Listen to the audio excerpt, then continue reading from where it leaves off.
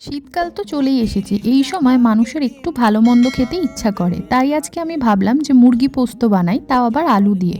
তেমন কিছুই না, মশলা বেটে নিয়েছি আদা রসুন পেঁয়াজ কাঁচা লঙ্কা সাথে পোস্ত।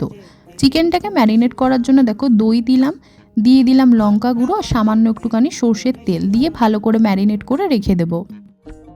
এইবার কড়াই সর্ষের তেল দিয়ে সামান্য একটুখানি নুন দিয়ে আলুগুলো দিয়ে দেবো। আলুগুলো ভাজা হয়ে গেলে সেই তেলের মধ্যে দিয়ে দেবো পেঁয়াজ। পেঁয়াজটা যখন ভাজা হয়ে আসবে তখন আমি দিয়ে দেবো গোটা জিরে আর শুকনো লঙ্কা।